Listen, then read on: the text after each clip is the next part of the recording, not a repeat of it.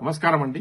నేను doctor Jameel, Indian Americans forum, NRI forum నుంచి మీ అందరికీ నమస్కరిస్తూ ఇవాళ జరిగిన సమావేశానికి టి పద్మారావు గౌడ్ గారికి పిలవడం జరిగింది. ఇండియన్ అమెరికన్స్ ఫోరం అనేది ఒక ఎన్ఆర్ఐ గ్రూప్. దాంట్లో బీజేపీ మినహా అన్ని పార్టీల సభ్యులు ఉన్నారు. అయితే మేము ఇవాళ సమావేశంలో నిర్ణయించడం ఏం జరిగిందంటే, పద్మారావు గౌడ్ గారు సికింద్రాబాద్ ఎంపీ నుంచి మేము ఎండోర్స్ చేయడం జరిగింది.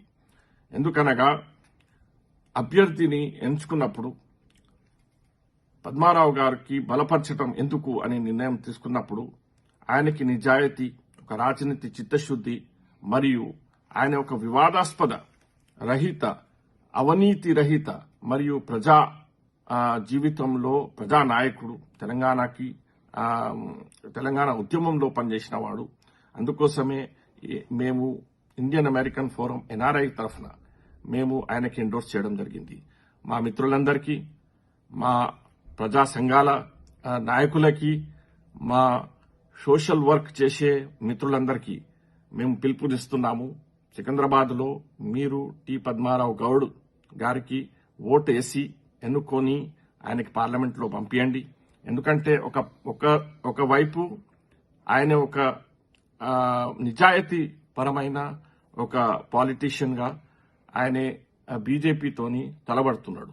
అయితే బీజేపీకి ఇప్పుడు మనము చూసుకుంటే ఒక 10 సంవత్సరాల నుంచి బీజేపీ చేసిన మైనారిటీస్ కి వ్యతిరేకంగా పాలసీస్ కావచ్చు, ఇంకా ఇతర పాలసీస్ కావచ్చు, బీజేపీకి మనము ఓటు వేయకూడదు.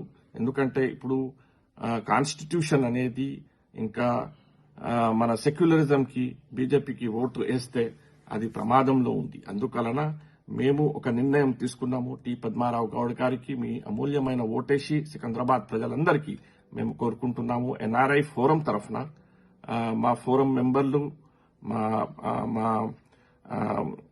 అందరు కలిసి ఓటేసి ఆయనకి పార్లమెంట్ పంపించాల్సిందిగా కోరుతున్నాం. ఎందుకంటే ఒకవైపు బీజేపీ, ఒకవైపు కాంగ్రెస్ లో దురదృష్టవశాత్తు డి నాగేందర్ కి ఆయన బీఆర్ఎస్ ఎమ్మెల్యేగా ఉంటూ కాంగ్రెస్ ఎంపీ టికెట్ ఇవ్వడం జరిగింది.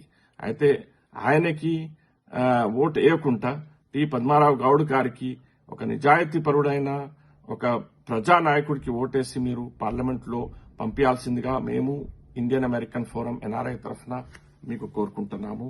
జై తెలంగాణ.